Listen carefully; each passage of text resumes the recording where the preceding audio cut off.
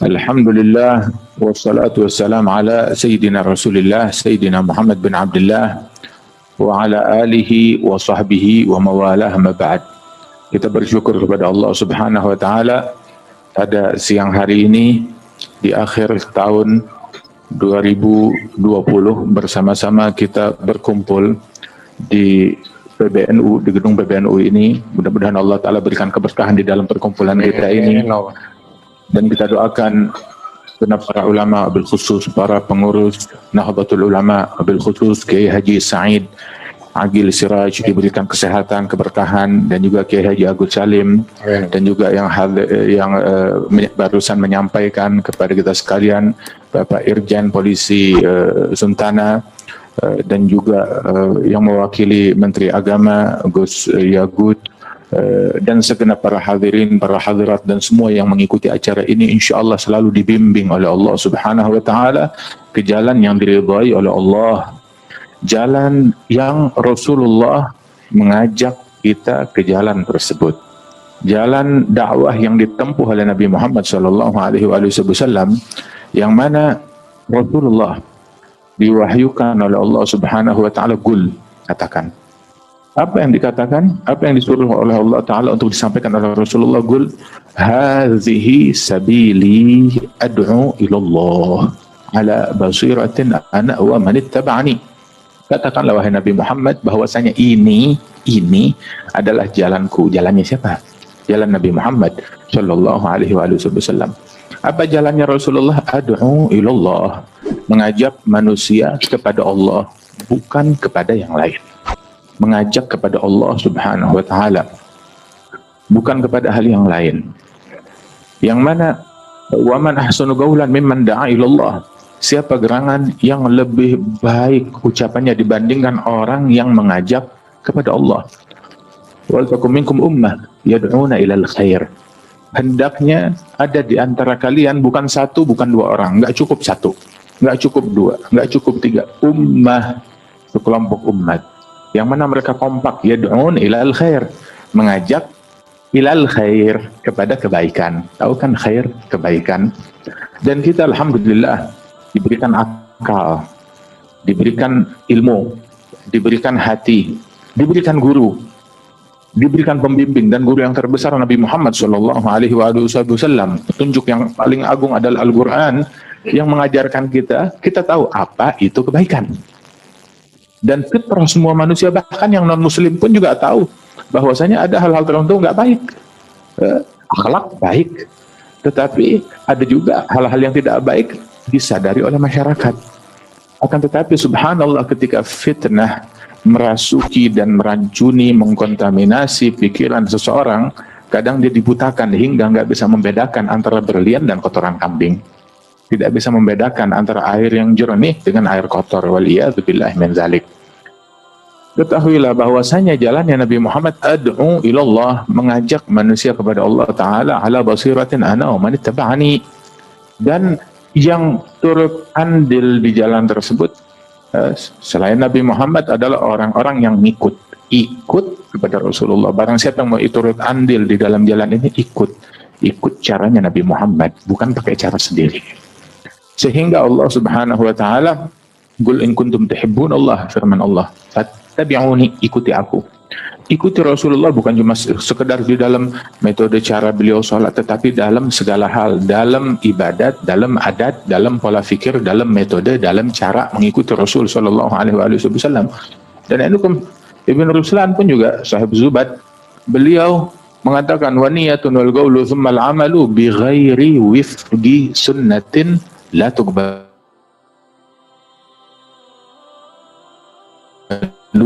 Boleh jadi ucapannya bagus, tapi berapa banyak ucapan yang nampaknya baik, urida bihal batil, ditujukan untuk tujuan yang batil.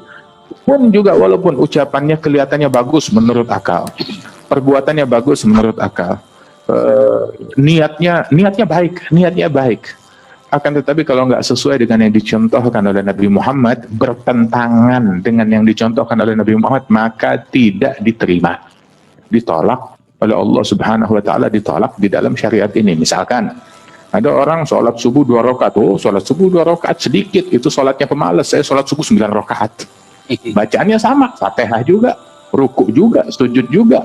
Niatnya bagus, semangat. Akan tetapi nggak sesuai dengan yang dicontohkan dari Nabi Muhammad, la tuqbalu, tidak diterima.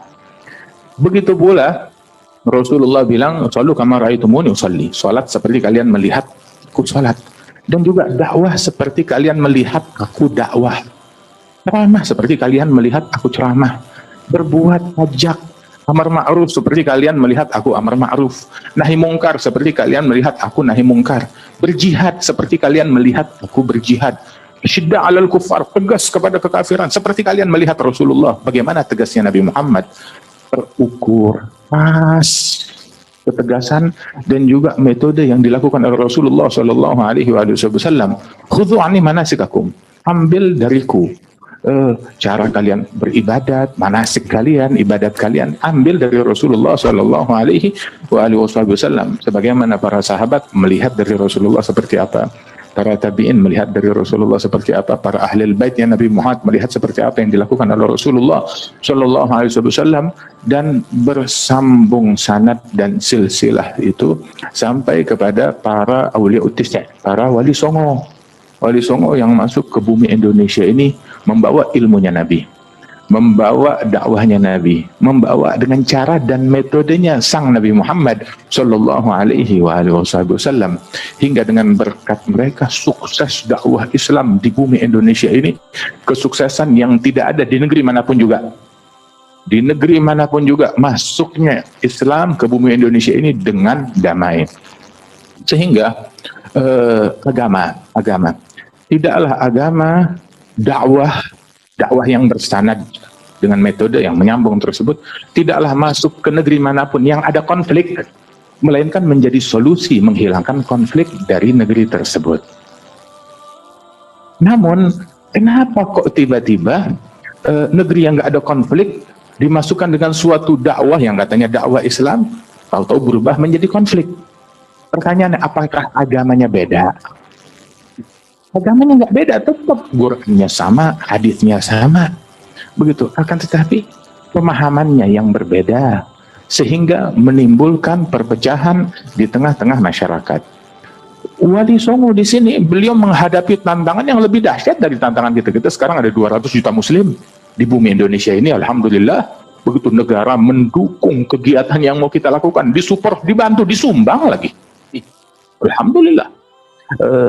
Dan demikian mudah kita negeri Indonesia ini diberikan kebebasan yang tidak dimiliki di negara manapun. Bahkan di Saudi Arabia nggak punya kebebasan seperti kita. Bahkan di Timur Tengah tidak punya kebebasan seperti kita negeri Indonesia ini. Bahkan negeri yang katanya bebas di Eropa, di Amerika, dimanapun nggak punya kebebasan seperti kebebasan di Indonesia ini. Demikian bebas, dan juga masyarakatnya luas, santun. Kemudian juga para pejabat-pejabatnya pun juga luas, santun, dan para ulamanya pun juga demikian yang kita kenal. Para ulama, para kiainya berakhlak luhur, luas, dan santun. Masya Allah, ini nikmat yang besar dari Allah Subhanahu Wa Taala. Tapi Wali Songo datang ke sini, mereka minoritas, kecil. Kan tetapi lihat di dalam metode mereka berdakwah, bahkan orang-orang non-Muslim pun tertarik kepada dakwahnya mereka. Asyik dengan dakwahnya mereka, mengambil masukan dan pendapat dan merujuk kepada mereka, padahal beda agama. Subhanallah. Bahkan banyak di antara para wali songo tersebut dan juga para pendakwah-pendakwah yang membawa agama Islam ini, itu kerajaan non-Muslim yang ada di Indonesia ini tertarik dengan akhlaknya mereka, hingga melihat bahwasanya ini yang paling pantas menikah dengan putri kami yang mereka ini. Subhanallah, tertarik sampai sedemikian rupa, hingga akhirnya berubah menjadi kerajaan yang menganut kepada agama Islam ini, yang beriman kepada Allah Subhanahu Wa Taala. Pertanyaannya, bahwasanya tidak ada orang yang lebih tegas daripada Wali Songo. Tidak ada orang yang paling berpegang teguh dengan ajaran Islam melebihi mereka. Tidak ada orang yang paling ahli dalam berdakwah melebihi mereka. Tidak ada orang yang paling faham makna amar ma'ruf dan nahi mungkar melebihi mereka. Namun dan juga nggak ada orang yang paling ngerti jihad dan paling mujahid sejati melebihi mereka. Tapi pertanyaannya, berapa kuil yang dihancurkan oleh Wali Songo? Berapa candi yang dihancurkan oleh Wali Songo? Ada berapa kuil, ada berapa candi, ada berapa patung yang dirusak oleh Wali Songo? Nggak ada. Borobudur masih utuh, Prambanan masih utuh, candi-candi masih utuh, kebudayaan yang ada di Indonesia tetap ada. Subhanallah.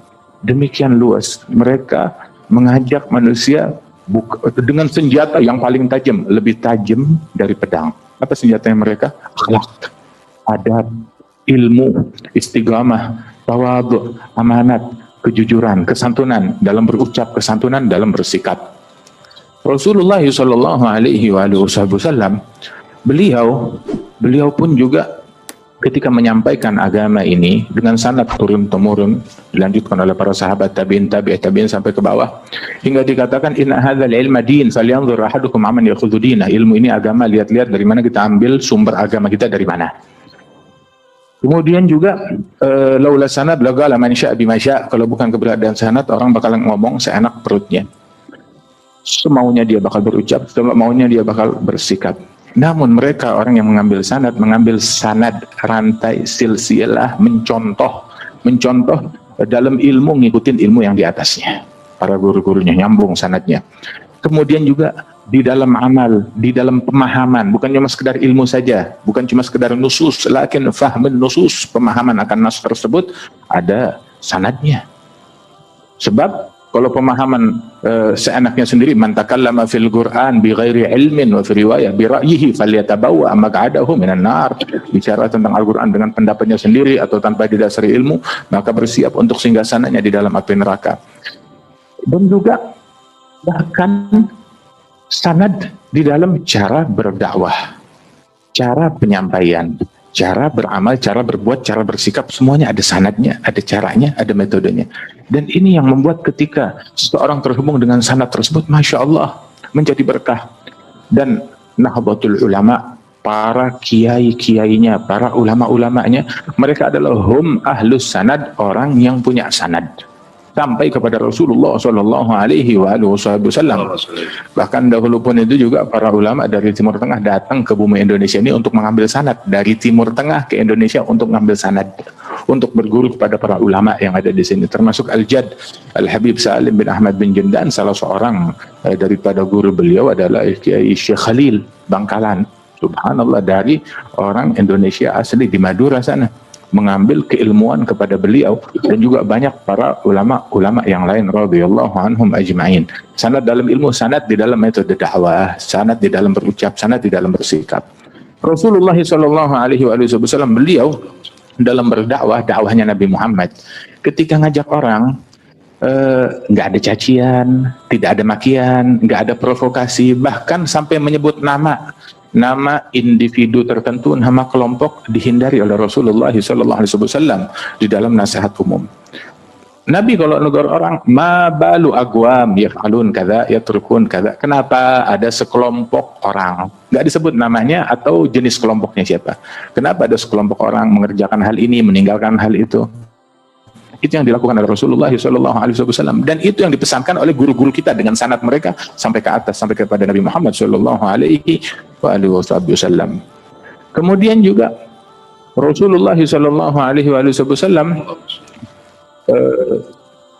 pernah di dalam sebuah jihad yang beliau lakukan, perang Uhud.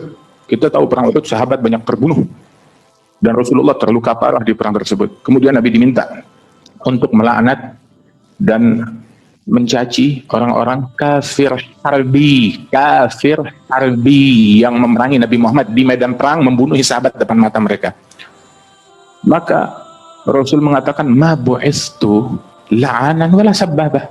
Aku diutus oleh Allah Ta'ala bukan tukang la'anat, bukan tukang caci maki. Innama bu'istu rahmah. Aku diutus membawa rahmat. Ini terhadap kafir harbi, orang kafir yang memerangi dalam jihad yang sah, ya, jihad yang sah. Kenapa saya sebut jihad yang sah? Sebab ada jihad yang abal-abal di zaman kita, di mana jihad pun juga maknanya diperkosa, dieksploitasi, ya, untuk meraih keuntungan duniawi, tahta atau harta atau kepentingan atau agenda-agenda duniawi lainnya. Kita ada di zaman tersebut. Kalau orang datang, ayo saya mau kursi, nggak ada yang bakal dukung. Saya mau harta, nggak ada yang bakalan dukung. Tapi dia bilang, saya ayo ngajak manusia, kita berjihad, kita membela Allah Subhanahu Wa Taala, kita membela Nabi Muhammad. Ayo, baru orang bakalan banyak dukung untuk kepentingan politik. Waliyadzubillah min dzalik. Nah ini Rasulullah dalam jihad yang asli, yang sah, yang sebenar-benarnya, yang dipimpin langsung oleh Nabi Muhammad, memerangi orang-orang yang memang pantas diperangi karena mereka memerangi dan menyerang Rasulullah di Uhud. Namun Rasulullah bersikap, saya tidak melaknat mereka, saya tidak mencaci, saya bukan tukang caci, saya bukan tukang laknat. Itu Nabi Muhammad.